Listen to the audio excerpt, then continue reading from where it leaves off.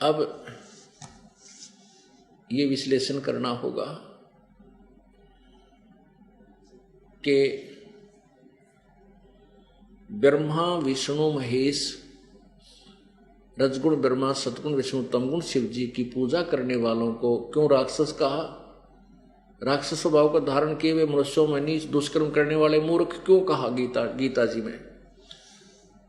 जैसे तमोगुण भगवान शंकर की पूजा की थी रावण ने, तमोगुण भगवान शिव से अतिरिक्त किसी को नहीं माना, ये दोष उसके गुरु का था। उस अज्ञानी ने बता दिया कि वेदों में भगवान शिव ये जटाधारी तमोगुण शिव ही सर्वेश्वर है, महेश्वर है, मृत्युंजय है, कालज्ञ है, पूज्य है, सर्व सब सुखदायी है। अब उस रावण ने गुरुदेव की उस अज्ञान पर विश्वास करके और तन मन धन से समर्पण करके भगवान तमोगुण शंकर को इष्ट मानकर इतना कठोर तपस्या की, अपना सिर भी काट कर चढ़ा दिया। ऐसे धड़ यहाँ से काटा था ना और समर्पण कर देता। जैसे उसने 10 शीश काटे तो 10 के 10 उसको मिल भी गए। इतना कि ये लाभ दे देते हैं, उसको धन दे दिया, क्योंकि रिद्धि सिद्धि इनके पास है, भगवानों के पास। ये यहाँ के खिलौने दे देते हैं, आगे भविष्य का इनकी पूजा से खख नहीं होता, मोक्ष नहीं हो सकता।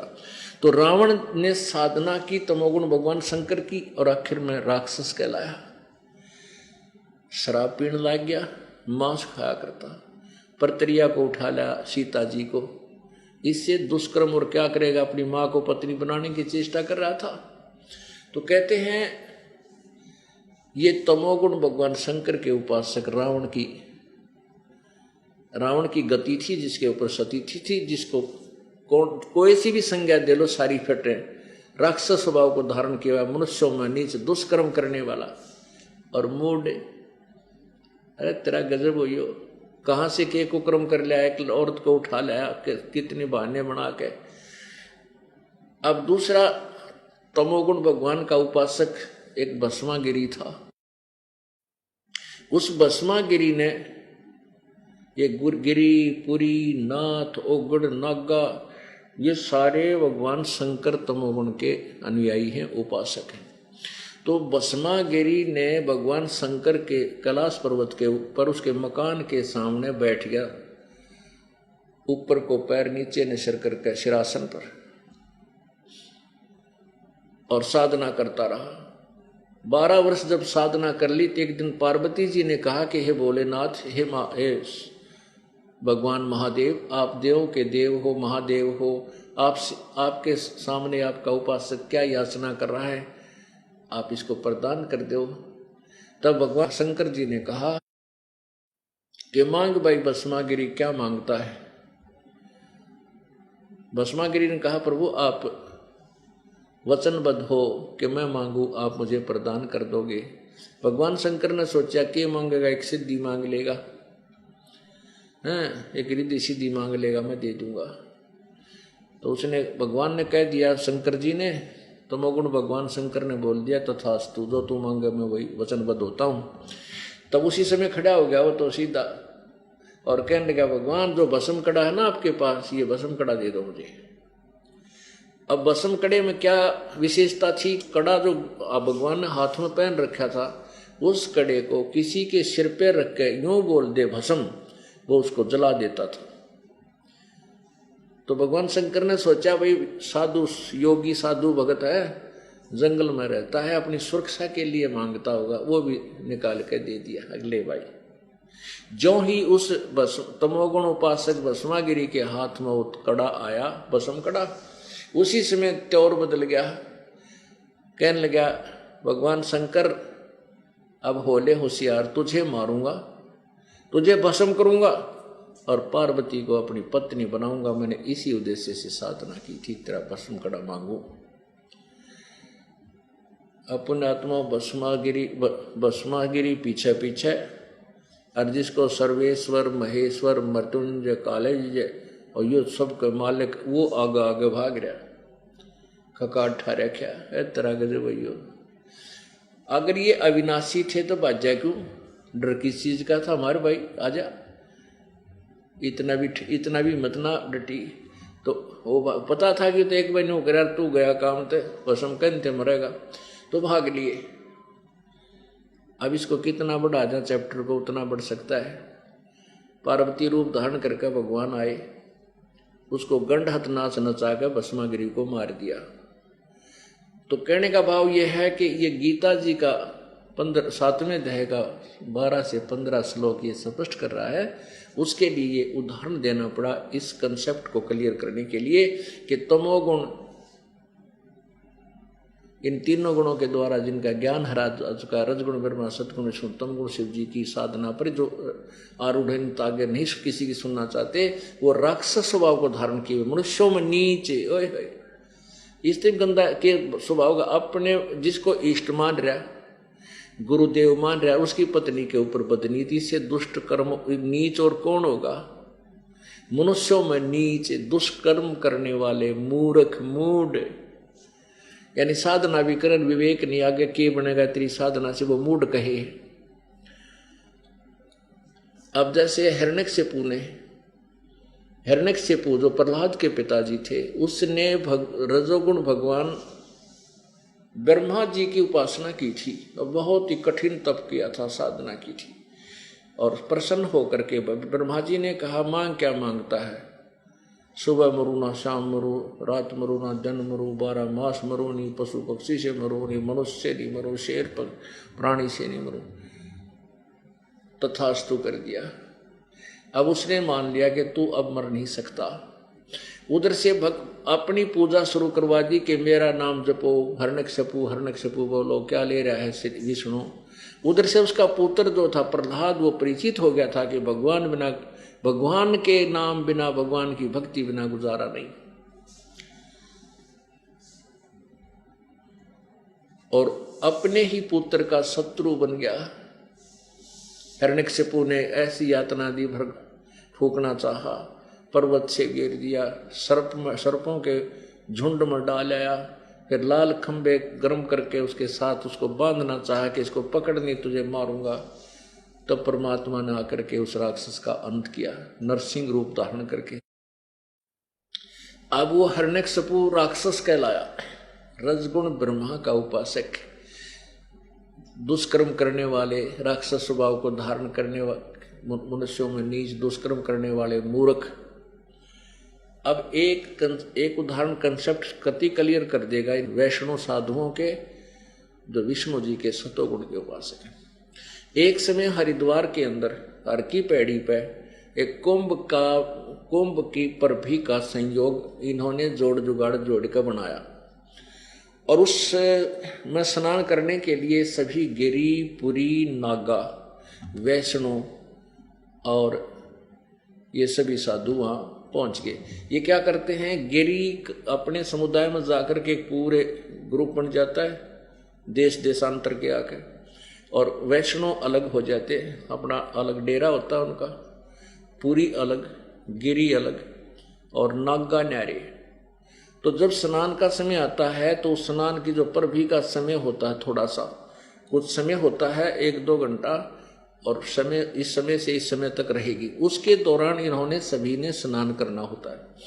तो नागा जो बिल्कुल नंगे रहते हैं, निवस्त्र, वो अपना पूरा समुदाय उनका चल पड़ा हर की पैड़ियों पर स्नान करने के लिए, परभी में मोक्ष कराने के लिए, पापों का नाश कराने के लिए। जैसे गीता जी अध्याय नंबर 4 के श्लोक 25 से 29 में लिखा है, कोई ऐसी साधना करता है, कोई ऐसी साधना करता है, और उन सभी साधनाओं को ये पाप नाशक जानकर करते हैं। और नागा पहुंच गए सबसे पहले हर की पैड़ी पर, पूरे पछागे और स्नान की तैयारी करने लगे। इतने में वैष्णव साधु वहां पहुंच गए, क्योंकि उस समय निर्धारित था, उस समय सभी ने नहाना होता है। तो वैष्णव जो विष्णु जी के सतोगुण के उपासक हैं, वैष्णव साधु पहुंच गए और नागाओं से कहने लगे, तुम पीछे आओ, हम पहले स्नान करेंगे, हम सर्वश्रेष्ठ हैं, हम सतोगुण भगवान विष्णु के उपासक हैं, तुम बाहर आओ। नागा बोले नहीं, हम सर्वश्रेष्ठ हैं, त्यागी और बैरागी हैं, हम नी वस्त्र हैं, नी विच्छा हैं, और हम सर्वश्रेष्ठ हैं, सर्वप्रथम स्नान करेंगे। प्रथम स्नान करण पे। अब वैष्णो साधु बोले तुम बाहर मर लो नंगे हो, हैं पशु की तरह नंगे फिरते हो, तुम न नहाना न धोना, टट्टी के हाथ भी ना धोते, शरीर फिरो, बाहर मरो, पहले हम स्नान करेंगे, तुम कैसे श्रेष्ठ होगे। अब इन कुबोलों से और प्रथम नहान के ऊपर मैं पहला नहाऊंगा, उनके नाम पहले नहाएंगे। लठम लट्ठा मुक्कम मुक्का लातम लाता, फिर तलवार निकाल लिया, तीर काट लिया और मारे एक दूसरे के कत्लेआम मचा दिया। उत्तरा गजब हुई 25,000 साधु, ये जिन संत कहे थे तमोगुण उपासक, ये तीनों गुणों के उपासक, ये त्रिगुण माया के द्वारा जिनका ज्ञान हरा जा चुका है, राक्षस स्वभाव को धारण किए हुए मनुष्यों में नीच दुष्कर्म करने वाले मूर्ख उड़क कट का मर गए। 25,000 गंगा का पानी लाल बना दिया, वहां पर 100 का ढेर लाग गया। ये भगवान। अब इसके विषय में उस सवसम वेद में कहा है, जिसके विषय में गीता जी अध्याय नंबर 4 के श्लोक 31 में कहा है कि इस प्रकार के साधना अनुष्ठानों के विषय में उस परमात्मा के द्वारा पूर्ण ब्रह्म सच्चिदानंद घन प्रभु के द्वारा दिया गया अपने मुख से बोला हुआ ज्ञान, अर्थात उनकी वाणी में, उसमें सब प्रकार का निर्णय दिया गया है कि ये साधना जो करते हैं ठीक है कि गलत है, और यथार्थ साधना कौन सी है, कौन सी पूजा ठीक है। तो सवसम वेद में क्या कहा है, तीर तुपक तलवार कटारी जमदड़ जोर बनावे हैं, हर पैड़ी हर हेत न जाना वाजा तेग चलावे हैं। तेग माने तलवार। काटे शीस नहीं दिल करुणा जग में साध कमावे हैं, जो जन इनके दर्शन को जावे उनको भी नरक पठावे हैं। के तीर तुपक कटारी नो ठोक दिए एक दूसरे के और कत्लेआम कर दिया, गर्दन काट डाली। तीर तुपक तलवार कटारी डट कर जमदड़ जोर बधावे हैं, यानी डट कर युद्ध किया। और हर पैड़ी हर हेत ना जाना, हर की पैड़ी, और वहां पर भगवान के प्रति उन्हें डर भी कोई ना, प्यार भी ना उमड़ा। तुम आए थे वहां पर पाप कटाने के लिए, मोक्ष कराने के लिए, और कत्लेआम कर डाला। एक तरफ तो हर की पैड़ी कहते हैं भगवान का स्थान, और वह भगवान की छाती वैसा कुकर्म, तो इनको और क्या संज्ञा दे जो गीता ने दे दिया थोड़ी है। गीता जी ने जो इनके विषय में लिखा है ये कम से कम है, इनके बारे में तो कुछ भी बोला जा सकता है। काटे शीश नहीं दिल करुणा, ओहो, जिनके दिल में दया भी कोई ना, हर सर गर्दन काटे, शीश काटे। काटे शीश नहीं दिल करुणा ये जग में साध कमावे हैं, इनको संत और महात्मा कहते हैं। और जो जन इनके दर्शन को जावे उनको भी नरक पठावे। ये आपने देखा होगा गांव गांव में इन गिरियां का, पुरियों का, नाथों का कितन कितन चमटा जरूर गढ़ रहा, कोई डेरा आश्रम बना हुआ है, और सारे सुल्फा पीवे, सारे चलम भर का हुक्का पीवे, फिर उनमें चरस डाल के पीवे, अफीम तक खावें, और गांव में कम से कम सैकड़ों आदमियों को खराब कर देते हैं। ये वहाँ गांव के अंदर, गांव के अंदर जो बैठे हैं ना डेरे वाले, जुल्म कर रखे है ना। अब किस भगवान की तलाश सभी को है, और घर में कोई भैंस दूध ना दे तो माँ अपने बेटे ने कहेगी बेटा जाइए महात्मा बाबा जी से कुछ जंतर मंत्र करा के लिया। और वो इसे चतुर हैं, जानते नहीं होगा, ले बच्चा इस चलम ने एक मारिए छोटे शलगा देश ने। अब वो धीरे धीरे उस बच्चे को वो सुल्फा प्याण सिखा ले, फिर वो बच्चा आदि हो जाए, फिर घर ते दाने गेहूं लको के लिया छुपा के फिर बेच के फिर सुल्फा बाबाजी दौरे में लाए, वो बैठा गांव का गोरे। तो इन ने न्यू नाश कर रखा सारा, ऐसा बैठा दिया, सारी बुराइयां पैदा कर दी समाज के अंदर। अब उस समाज को जैन के द्वारा बिगाड़ा गया, स्वस्थ करने के लिए इस दास को कितना प्रयत्न करना पड़ रहा है। अब हो जाएगा, कितना ही कपड़ा मैला हो साबुन और पानी के प्रयोग से और ड्राई क्लीन से साफ हो जाएगा। अब हमारे पास सारे व्यवस्था है, सब पदार्थ हैं, सब प्रकार की विधि है, पूरे विश्व को साफ कर देगा परमात्मा का ऐसा निर्मल ज्ञान है।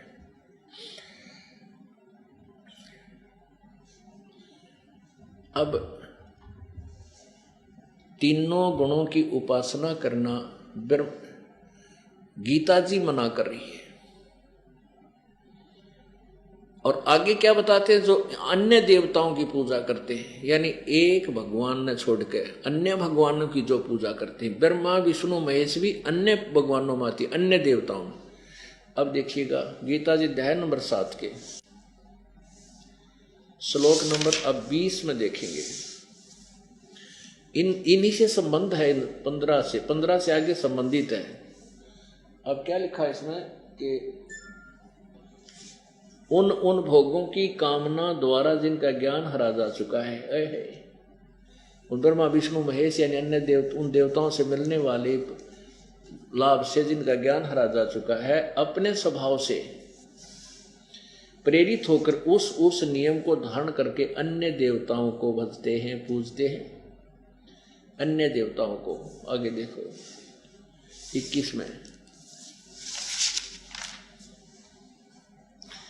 जो सकाम भक्त, ये 21 है, सकाम भक्त जिस देवता के स्वरूप को श्रद्धा से पूजना चाहता है, उस भक्त की श्रद्धा को मैं उसी देवता के प्रति स्थिर करता हूं। आगे देखो काल बोल रहा है 22 में, वह पुरुष उस श्रद्धा से युक्त होकर उस देवता का पूजन करता है और उस देवता से मेरे द्वारा ही विधान किए हुए उन इच्छित भोगों को निस्संदेह प्राप्त करता है। अब 23 में स्पष्ट कर दिया, परंतु उन अल्प बुद्धि वालों का वह फल नाशवान है। अल्प बुद्धि मंद बुद्धि वालों का, अज्ञानियों का, देवताओं को पूजने वाले देवताओं को प्राप्त होते, मेरे भक्त मुझको ही प्राप्त होते हैं। क्या स्पष्ट किया है कि जो अन्य देवता ब्रह्मा विष्णु महेश अन्य देवताओं में आते हैं, फिर कहता है इनकी पूजा करते तो हैं और इनको जो थोड़ा बहुत लाभ इनसे मिलता है, इनको मैंने ही ये पद दे रखे ब्रह्मा विष्णु महेश को। ये और सुन दो, थोड़ी सी एक प्रमाण आपको सिद्ध करते हैं। शिव पुराण के अंदर देखिए, एक बार ब्रह्मा और विष्णु की लड़ाई होगी। किस बात पर? कि ब्रह्मा जी कहता है विष्णु जी को जाकर के कि विष्णु मैं तेरा बाप हूं, तू मेरे से पैदा हुआ है। विष्णु कहता मैं तेरा बाप, तू मेरे से पैदा हुआ है। इस बात पर मैं तेरा बाप हूं, कहना मैं तेरा बाप, दोनों का झगड़ा हो गया, कर लिया अपने हथियार तैयार। उन दोनों का फिर युद्ध समाप्त कराने के लिए इस काल भगवान ने एक स्तंभ ऊपर से स्तंभ छोड़ दिया, तेजों में स्तंभ के बीच में गाड़ दिया और उस स्तंभ ने देखने लग गए, ये ऊपर नीचे जाकर वो लड़ाई बंद होगी। फिर वो काल प्रकट हुआ ज्योति निरंजन महाशिव के रूप में, शिव जी के रूप में। ये ऐसे ही इनको भ्रमित करता है। कोई साधक साधना करता है, ओम नाम का जाप मेडिटेशन अठियो करता है, किसी को तो विष्णु रूप में दर्शन दे देता है, किसी को शिव रूप में दर्शन दे देता है, किसी को ब्रह्मा रूप में। तो ये साधक सोचता है कि ये ब्रह्मा विष्णु महेश जो ये देवता है ना, ये है भाई पूर्ण परमात्मा, हमें दर्शन हुए, हमारे को ये आदेश देगा, ये वरदान देगा। तो वो न्यों उड़ जाती है, ये भ्रमित हो गए एक दूसरे से। फिर ब्रह्मा जी के पास आकर कहें आप ही पूर्ण परमात्मा हो, आपने हमसे छुपे हुए हो, आप ही जगत के श्रेष्ठा हो, आप परम पिता हो। तो ब्रह्मा जी चौड़ा हो जा, हाँ मैं हूँ सब कुछ, और उसने बेरा क्या है को नहीं। फिर कोई जो जिस काल ने जिसको विष्णु रूप में दर्शन दिए, वो विष्णु जी के सामने कहे कि आप ही सर्वेश्वर हो, आप ही सब देवताओं के देवता हो, आप ही जगत के पिता हो, आपने सृष्टि रची, हमें खूब पता लग गया, आप छुपाए हुए। फिर विष्णु जी के हम मैं श्रेष्ठा हूँ। 3 दिन का 9 बिरानवाटी हो रही है, इसलिए लड़ पड़े दोनों। पता कोई से न कोई से क्या का भी कोई न। अब इनकी पोल खोलता है तीनों की, ब्रह्मा विष्णु महेश की, वो काल। अब देखना जानते शिव पुराण में ये तो इनकी तो इसी लड़ाई है हमारे भगवाना की, जैसे 3री 4थी कक्षा के बालक लड़ा करते। वो नो कहता मैं तेरा बाप, होने का मैं तेरा बाप, पकड़ने गर्दन दे मुक्का। और फिर टीचर के पास जाओ, क्यों लड़ो हो भाई तुम? जी ने बोला जी मैं तेरा बाप है ना जी, यूँ पहले बोला मैं तेरा बाप। अरे तेरा गजब। तो ये लड़ाई तो हमारे देवता लड़े जिनकी हम पूजा करा करते, और हम सोचा हमें शांति मिलेगी, हमारे अंदर सदाचार आएगा। ये देखिएगा शिव महापुराण ये कहाँ से प्रकाशित है? श्री शिव महापुराण, विद्यावृद्धि पंडित ज्वाला प्रसाद जी मिश्रकृत हिंदी टीका सहित, खेमरा श्री कृष्णदास प्रकाशन बंबई से।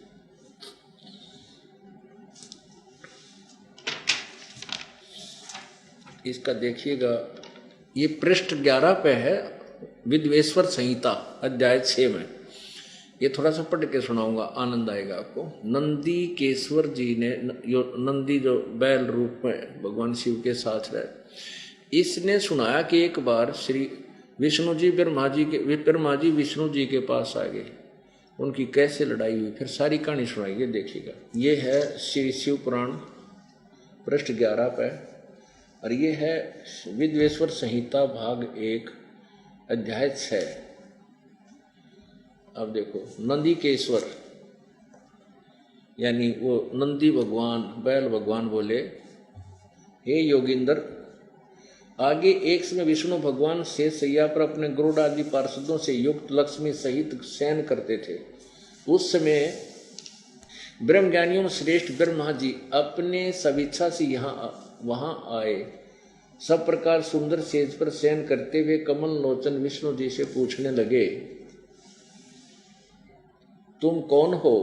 ब्रह्मज्ञानी ने कहा, तुम कौन हो जो मुझे देखकर अभिमानी पुरुष के समान शयन करते हो? वत्स, बेटा उठो, देख मैं तुम्हारा स्वामी आया हूं।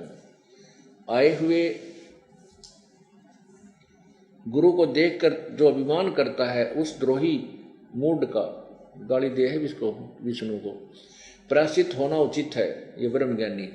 और वह यह सुनकर विष्णु जी के अंतर में तो क्रोध हुआ, अंदर तो गुस्सा हुआ, ऊपर तो परंतु बाहर से शांत रहे और बोले, ए हे वत्स, ए बेटा, तुम्हारा मंगल हो, बैठो, इस आसन पर विराजो। इसमें तुम्हारा चित्र नेत्र कुटिल और मुख वक्र कैसे हो गया, क्यों हो रहा है? ब्रह्मा जी बोले, वत्स, ब्रह्मा जी बोले, बेटा विष्णु, तुमको समय के प्रभाव से अभिमान है। हे पुत्र, मैं तुम्हारा रक्षक और जगत का पिता हूं। विष्णु बोले, ये तो सब जगत मुझ में सतीत है, तुम चोर के समान किस प्रकार अपना कहते हो? तुम मेरी नाभि कमल से उत्पन्न हुए हो, इससे मेरे पुत्र हो और मुझे पुत्र कहना व्यर्थ है।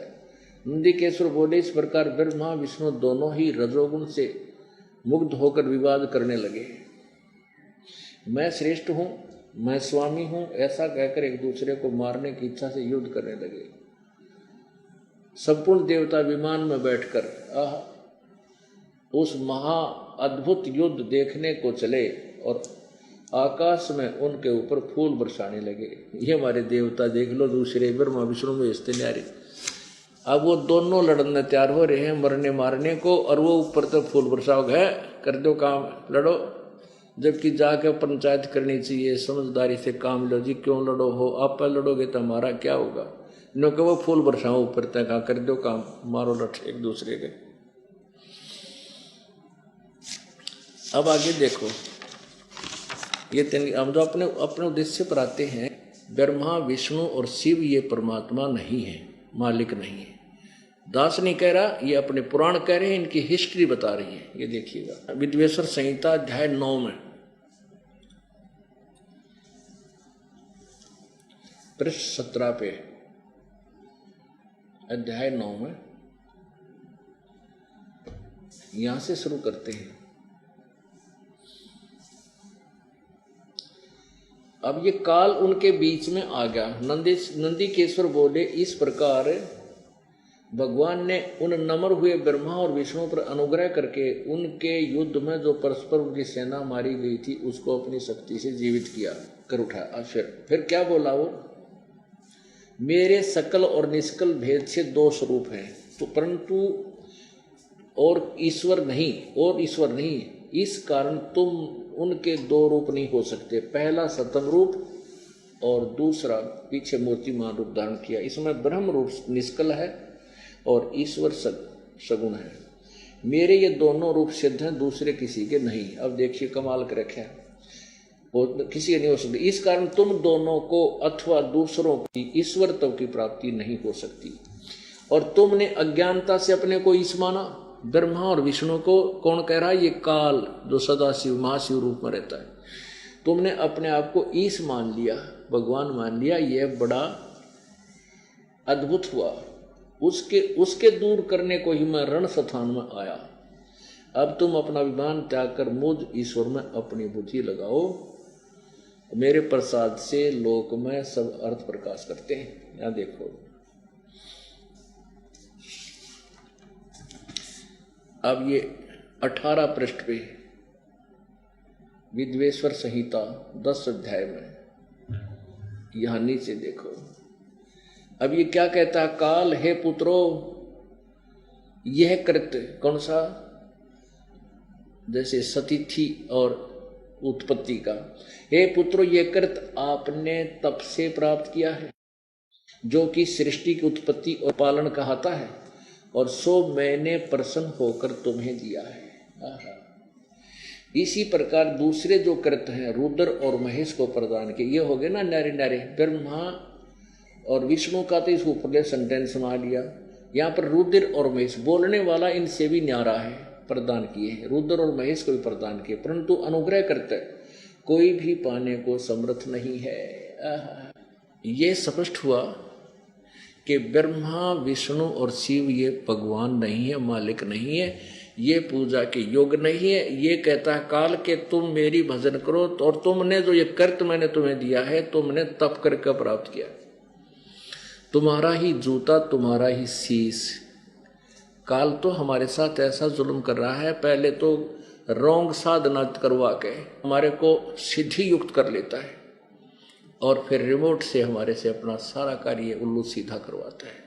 ब्रह्मा विष्णु महेश की हिस्ट्री देखो, किसी ने 12,000 तप किया, वर्ष तप किया, 88,000 तप किया, और जब ये एटम बम बन जाते हैं तब काल इनका रिमोट अपने हाथ में ले लेता है, और फिर कहते हैं तुमने तप करके प्राप्त किया है, और मैंने प्रसन्न होकर के तुम्हारे को सती थी और ये उत्पत्ति का, ये पालन का महकमा दिया है।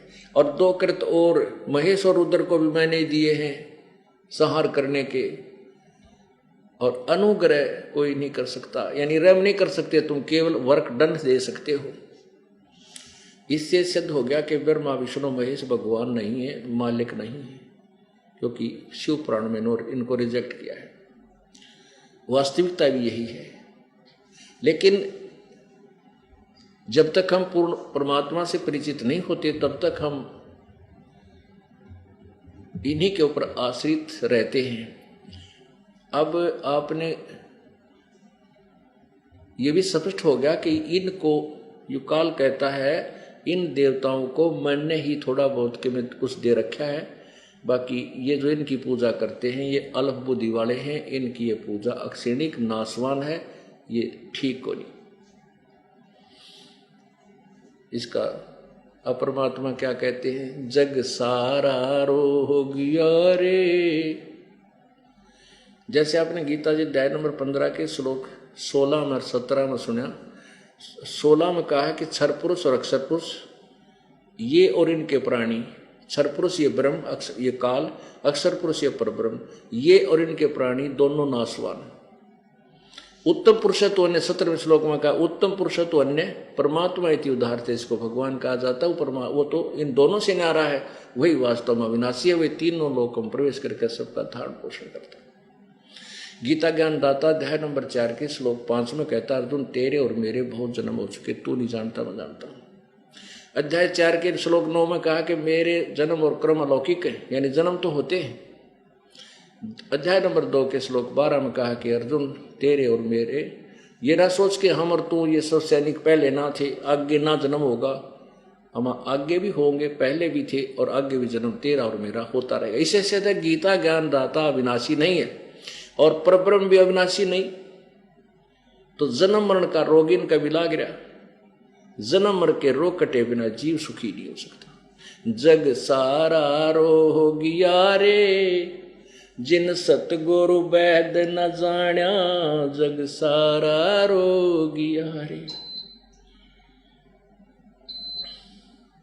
जग सारा रोग रे, जिन सतगुरु बैद न जान्या जग सारा रोगिया रे। भाई जन्म मरण का रोग लग्या है तृष्णा बडरी खांसी।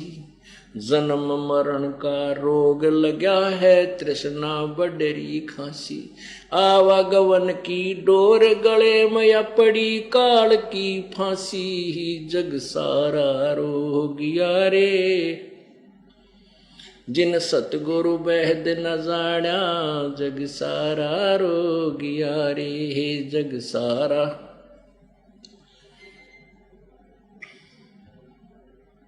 भाई साचा सतगुरु कोई है न पूजे इन झूठा जगपतियासी।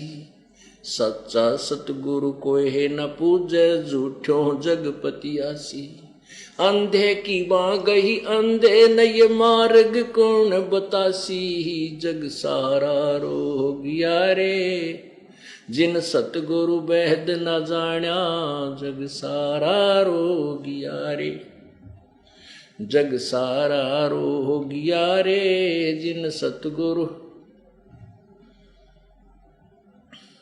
भाई देखा देखी गुरु शिष्य बन गए किया ना तत्व विचारा।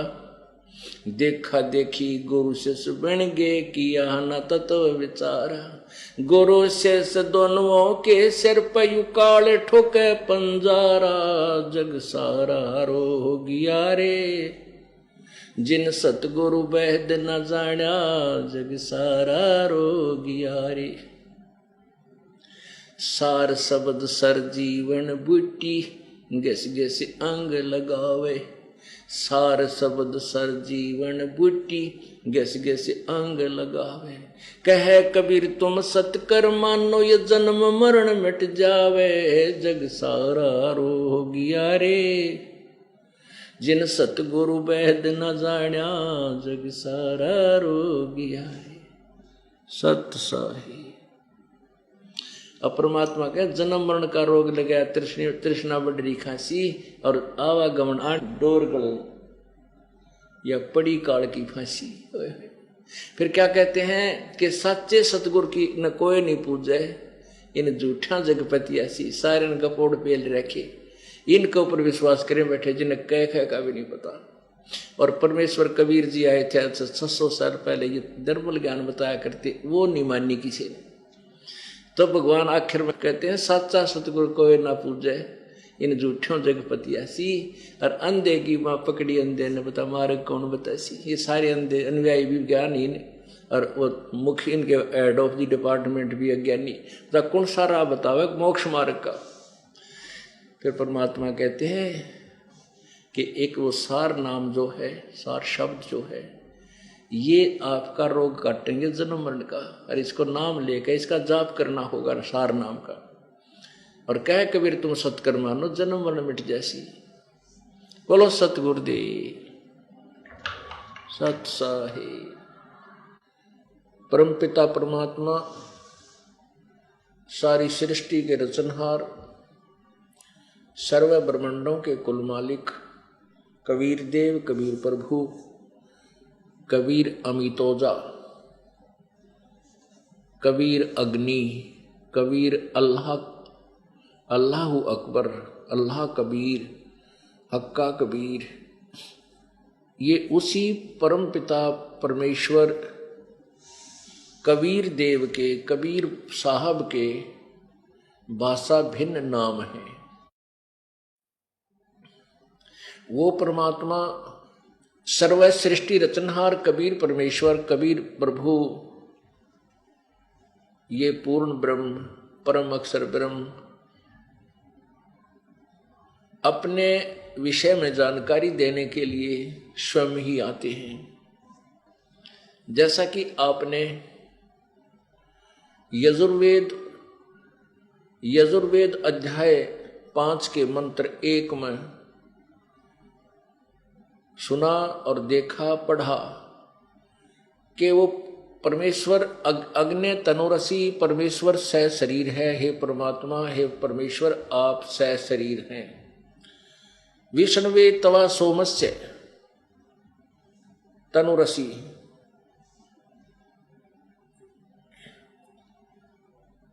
तवा माने उस, सोमस्य माने अमर पुरुष यानी अविनाशी परमेश्वर का,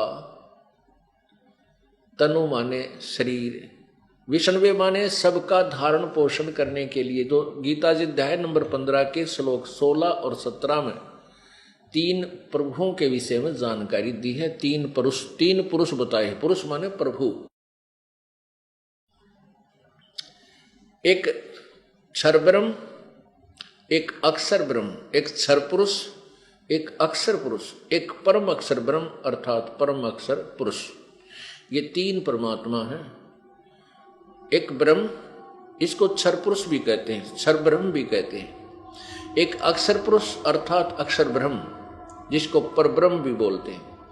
एक अक्षर, एक परम अक्षर ब्रह्म, परम अक्षर ब्रह्म, उसको पूर्ण ब्रह्म भी कहते हैं, उसको परम अक्षर पुरुष भी कहते हैं। तो ये तीनों परमात्मा, तीन प्रभुओं के विषय में गीता जी अध्याय नंबर 15 के 16 और 17 में विवेचन है, उल्लेख है। तो उसमें कहा कि ये क्षर पुरुष और अक्षर पुरुष, ये दो भगवान जो हैं, इनके शरीर और इनके अंतर्गत जितने भी प्राणी हैं, इनके शरीर नाशवान हैं और जीवात्मा प्रत्येक प्राणी की अविनाशी ही होती है। वो तो अविनाशी है ही। गीता जी अध्याय नंबर 15 के श्लोक 17 में स्पष्ट किया कि उत्तम पुरुष है तो अन्य, जो ऊपर 2 पुरुष बताए हैं, क्षर पुरुष और अक्षर पुरुष, उनसे कोई और ही है जो श्रेष्ठ प्रभु है। उत्तम पुरुष है, पुरुषोत्तम, और वही परमात्मा इति उदारते, वही परमात्मा कहलाता है। यह लोकत्रयम आविश्य विभर्ति अवय ईश्वर है, जो तीनों लोकों में प्रवेश करके सबका धारण पोषण करता है। वो परमात्मा और वो अविनाशी, वास्तव अविनाशी प्रभु, तो वो कबीर देव है, वो कबीर अल्लाह है। ये कबीर परमेश्वर जो बनारस में, काशी में आज से 600 वर्ष पहले सशरीर प्रकट हुए थे, वही परमात्मा है वो। अब तीनों लोकों में प्रवेश करके यानी प्रकट होकर के वो परमात्मा सबकी देख रेख करता है, सबका धारण पोषण करता है। अर्थात उनको पहले सत भक्ति देता है, सत यथार्थ भक्ति देकर के उनको भक्ति के धन से धनी बना देता है, उनको ओतप्रोत कर देता है। फिर उन पुण्यात्माओं को इस काल के लोक में भी सुख सुविधा प्रारंभ हो जाती है, और फिर सत भक्ति देकर के, सच्चा ज्ञान देकर के परमात्मा अपनी प्यारी आत्माओं को भक्ति का धनी बना करके अपने लोक में ले जाता है। क्योंकि हम सतलोक से जब आए, हम भक्ति के धनी थे। यहाँ आकर के हमने स्वर्ग आदि महास्वर्ग में अपने ही पुण्यों को बर्बाद कर दिया, अपनी पूंजी को नष्ट कर दिया। हम कंगाल हो गए, जीव बन गए, अब एक एक रोटी के लिए भटकते फिर रहे हैं। अब परमात्मा हमें फिर भक्ति का धनी बनाएगा, अपनी मूल पूजा को हमें देगा, सनातन पूजा को देता है और हमें भक्ति का धनी बनाता है, और भक्ति का धनी बना करके हमें सत्यलोक ले जाता है। उतना ही धनी बनकर हमें वहां जाना पड़ेगा जितने हम पहले वहां धनी थे। तो उसके लिए बहुत ही अच्छा मंत्र बताया है कि उसके एक श्वास के मंत्र से आपको इतना लाभ हो जाता है, इतनी कीमत है उसकी, तो आप शीघ्र ही धनी बन जाओगे। लेकिन मर्यादा में रहना होगा। अब ये सत्संग समागम चल रहा है, परमेश्वर का पृथ्वी पर आगमन, तीनों लोकों में प्रवेश करके धारण पोषण करने वो परमेश्वर जब आते हैं, वो इस प्रकार आते हैं जिसके विषय में अब जानकारी दी जाएगी कि आज से लगभग 600 वर्ष पूर्व सन 1398 में वो परमेश्वर सशरीर प्रकट हुए थे और हम सब का धारण पोषण करके गए थे। जितने भी 64 लाख शिष्य हुए थे प्रभु के उस समय, उन 64 लाख को भक्ति से परिपूर्ण करके चले गए। यानी इतना करके पार तो हम नहीं हो पाए, क्योंकि हमने परमात्मा पर विश्वास नहीं हुआ। उस समय हम 64 लाख शिष्य थे कबीर जी के। आज से 600 वर्ष पहले भारतवर्ष की जनसंख्या मुश्किल से 4 करोड़ होगी, जिसमें अफगानिस्तान, बलोचिस्तान, और गढ़ गजनी तक यहाँ पर एक ही देश था। तो उस समय 64 लाख शिष्य और एक संत के हो जाना कोई बालकों का खेल नहीं है। 64 लाख, ना कोई मीडिया था, ना कोई प्रचार प्रसार का माध्यम था, क्योंकि वो समृद्ध शक्ति थी। एक दिन में 1000 जगह प्रकट होकर के अपने प्रचार कर दिया करते थे। और जो भी मालिक के चरणों में आता था उसको सुख हो जाता था, उसके कष्ट निवारण हो जाते थे, फिर वो गुण गाता रहता था। इस प्रकार 64 लाख शिष्य प्रभु के हुए थे। वो परमात्मा अतिथि रूप में आता है। अतिथि का अर्थ होता है जिसके आने की तिथि पूर्व निर्धारित ना हो, अचानक आ जावे, और वो कुछ ही दिन का मेहमान होता है। तो ऐसे परमेश्वर अचानक आते हैं और कुछ दिन संसार में रह करके एक जनसाधारण जैसी भूमिका करके वो सहज शरीर चले जाते हैं। प्रत्येक युग में वो ऐसी ही लीला किया करते हैं।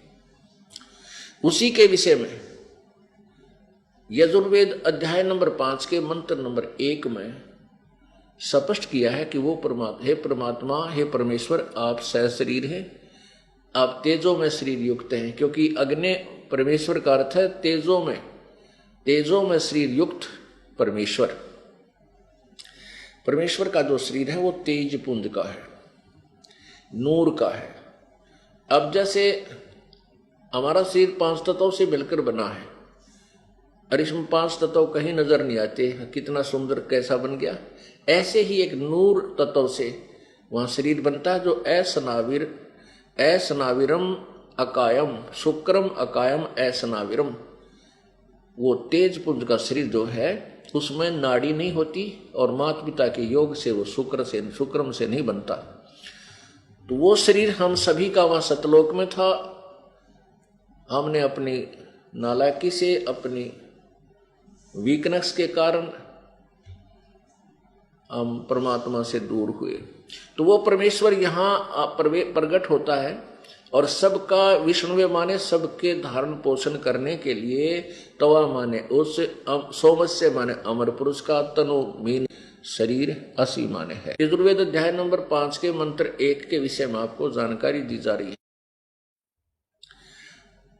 अग्नि तनुरसी, हे परमेश्वर आप सहज शरीर हैं। विष्णुवे तवा सोमस्य तनुरसी, तवा माने उस, सोमस्य माने अमर पुरुष का, विष्णुवे माने तीनों लोकों में प्रवेश करके सबका धारण पोषण करने के लिए, तनु माने शरीर, असी माने है। परमात्मा एक रूप में सतलोक में रहते हैं, और दूसरा रूप धारण, वो सतलोक में जो शरीर है कबीर परमेश्वर का, पूर्ण ब्रह्म का, उसकी इतनी आभा है, इतनी शोभा है, इतना प्रकाश है कि एक रोमकूप में करोड़ सूरज और करोड़ चंद्रमा दोनों की रोशनी मिली जुली का जो प्रकाश हो, गर्मी ना हो, वो परमात्मा के एक रोमकूप का प्रकाश है। इतना, इसलिए इसको अग्नि तनुरसी, हे परमेश्वर, हे नूरी शरीर युक्त प्रभु, हे प्रकाश में परमेश्वर। तनु माने शरीर, आपका शरीर है। इसलिए अग्नि शब्द में परमेश्वर का, कि वो परमात्मा का शरीर बहुत ही तेजों में है, प्रकाश में। तो वो शरीर जो का तो सहज शरीर यहाँ आ जाए प्रभु, तो हम उसको देख नहीं सकते। जैसे उल्लू की आंखें बंद हो जाती है सूर्य के सामने, हम सबकी आंखें ऐसे बंद हो जाए, हम कुछ नहीं देख सकेंगे। इसलिए यजुर्वेद अध्याय नंबर 40 के 5 के मंत्र नंबर 1 में 2 बार दोनों शरीर के दोनों रूप के शरीर के विषय में यजुर्वेद हमें बता रहा है कि वो परमात्मा जब तीनों लोकों में प्रवेश करके करता है, आता है, सबका धारण पोषण करता है, उसके लिए भी उनका शरीर है। और वो अतिथि रूप में आता है। वही अतिथि रूप में प्रकट परमात्मा सबका पूज्य है, सबको पूजने योग्य है, वो परमात्मा ही होता है। इसी के विषय में कल प्रसंग चल रहा था कि इन अज्ञानी ऋषियों ने और गुरुओं ने, अनाड़ियों ने, जिनको ना तो वेदों का ज्ञान था, ना श्रीमद् भगवद गीता का ज्ञान था, ना पुराणों का ज्ञान था, दुनिया को भ्रमित कर दिया। केवल एक संस्कृत भाषा जानते थे, और वो संस्कृत भाषा तो जानते थे, और सभी सद्गुण संस्कृत भाषा के अंदर ही लिपिबद्ध थे, लेकिन वो उस ज्ञान को नहीं समझ सके, क्योंकि सतगुरु बिन काहू न पाया ज्ञाना, जो थोथा वो छड़े मूड किसाना। गुरु बिन वेद पढ़े जो प्राणी, और समझे ना सार रहे अज्ञानी। कल यही प्रसंग था कि सतगुरु के बिना वेदों को नहीं समझा जा सकता। जैसा कि आपने कल श्री देवी मद भागवत पुराण में 414 पृष्ठ पर देखा, उसमें लिखा था कि सतयुग में ऋषिजन वेदों के पारगामी विद्वान होते थे। पारगामी माने कति तत्व से जानने वाले, और वो देवी की पूजा किया करते थे। अब तेरा भला वही हो, वो पारगामी विद्वान यानी एक नंबर के, और वो नो के बड़े अच्छी तरह समझते हुए थे वेदों को, और देवी की पूजा करा करते। और देवी कह रही है कि मैं उस भगवान की पूजा करो ब्रह्म की, उसी को उद्देश्य मानकर चलो, और दूसरे का उद्देश्य मत रखो। कल आपने ये भी देखा कि भगवान विष्णु जी खुद कह रहे हैं कि मैं तो सारा दिन, मैं अधिकतर ध्यान मेडिटेशन करता हूँ, हठ योग, और दुर्गा का ध्यान लगाता हूँ, और मेरी जानकारी में इस देवी से ऊपर कोई भगवान नहीं है, कोई देवता नहीं। और देवी कह रही है कि उस ब्रह्म की पूजा करो, उसी को उद्देश्य मान कर चलो, और वही ब्रह्मलोक में रहता, उसका ओम मंत्र है। तो पुण्यात्माओं, परमेश्वर की जो वाणी है कि सतगुरु बिन काहू न पाया ज्ञाना, ज्यों थोथा बूझ छड़े मूड किसाना। सतगुरु बिन वेद पढ़े जो प्राणी, और समझे ना सार रहे अज्ञानी। अब इन्होंने वेद पढ़े, ब्रह्मा विष्णु महेश ने पढ़े, इनका कुछ भी पल्ला ना पड़ा, कुछ समझ में नहीं आया। इन महर्षियों का ताव था काम है, कार्य कलयुग महर्षि दयानंद, ये तो कत्ती जमा फ्यूज आदमी था, इसका तो कह का पता नहीं था भक्ति का, ना कोई समाज सुधार का, ना कोई यानी कोई अपना व्यवहारिक ज्ञान भी इस व्यक्ति को नहीं था। और तेरा गजे वही, और महर्षि, ओ महर्षि जोड़ा देखो महर्षि, और ना जाने कितनी यूनिवर्सिटी बना रखे इसके नाम पे। पुण्यात्मा, कल आपने शब्द सुना था भगवान की वाणी, कबीर परमेश्वर की, जग सारा रोगिया रे, जिन सतगुरु वैद न जाण्या, जग सारा रोगिया रे, जग सारा रोगिया रे, जिन सतगुरु वैद न जाण्या, जग सारा रोगिया रे। वो कौन सा रोग लगा हमारे को भाई? जन्म मरण का रोग लगा है, या तृष्णा बडरी खांसी। जन्म मरण का रोग लगा है, या तृष्णा बडरी खांसी। आवागमन की डोर गले में पड़ी, काल की फांसी। जग सारा रोगिया रे, जिन सतगुरु वैद न जाण्या, जग सारा रोगिया रे। फिर क्या बताते हैं भाई? साचा सतगुरु कोई है न पूजे, इन झूठों जगपति आसी। भाई साचा सतगुरु कोई है न पूजे, इन झूठों जगपति आवे। अंधे की बांग ही अंधे न ये मार्ग कौन बतावे, जग सारा रोगिया रे, जिन सतगुरु वैद न जाण्या, जग सारा रोगिया रे।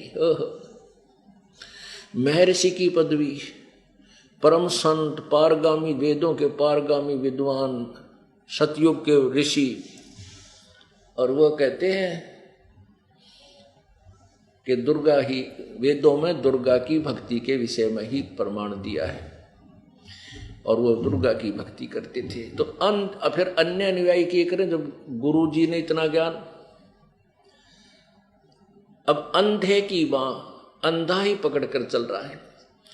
जो सबसे आगे चल रहा है वो अंधा, वो ब्लाइंड मैन, वो अपने आप को आंखों वाला सिद्ध कर रहा है। और पीछे जो कतार वो पंक्ति लगी है वो कह रहे हमारे गुरुजी सही जानकार है, हमें ठीक दिशा में ले जा रहे हैं। तो परमात्मा आज स्पष्ट कर रहे हैं, ये तत्व ज्ञान हमारे सामने स्पष्ट कर रहा है कि अंधे की बाँ अंधा पकड़े जावा था। और ये ऋषि महर्षि और ये गुरु सारे ज्ञानहीन, ज्ञान नेत्रहीन थे। और अनुयायियों के फिर आंख हो कहाँ से, जब गुरुजी अंधे हैं तो वो अंधे की बाँ अंधा ही पकड़ा जा। हम तो अंधे थे ही, क्योंकि हमें तो ये ज्ञान था ही नहीं कि सदग्रंथों में क्या लिखा है, क्योंकि हम अशिक्षित थे, हमारे पूर्वज अशिक्षित थे। और जिन्होंने ये संस्कृत भाषा आती थी वो वेदों और गीता को समझ नहीं सके। क्यों? परमात्मा कहते हैं मोती मुक्ता दर्शत नाई, ये जग है सब अंदरे, दिखत के तो नैन जिस्म, इनका फिरा मोतिया बंदरे। अब ये विद्वान तो दिखे थे, संस्कृत पढ़ रखी थी, लेकिन इनको तत्व ज्ञान अध्यात्म ज्ञान का मोतिया बिंद था। ये संस्कृत भाषा बोलकर अपने आप को विद्वान सिद्ध किए हुए थे।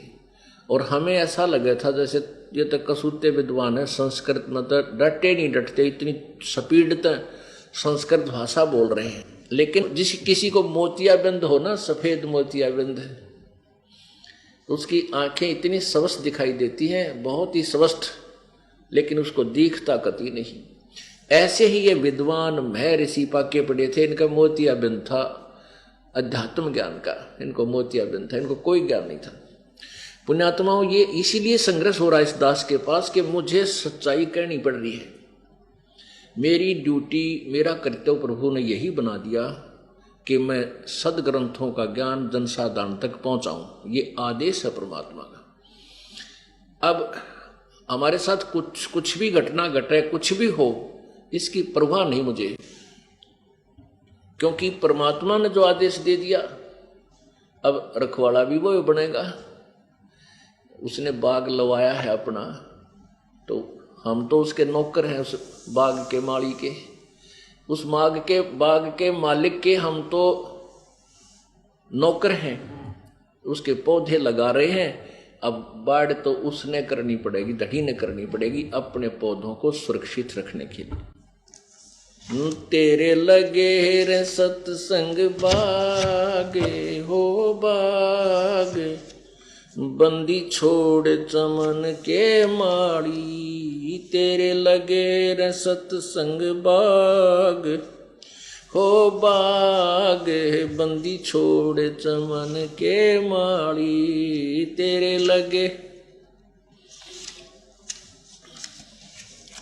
हो बाग, बंदी छोड़ चमन के माड़ी। सत्संग से सोधी आवे, नहीं जीव 84 में जावे। सत्संग से सोधी आवे, नहीं जीव 84 में जावे। अब मेटो द्वेष और राग हो राग, या उम्र बतेरी जाली।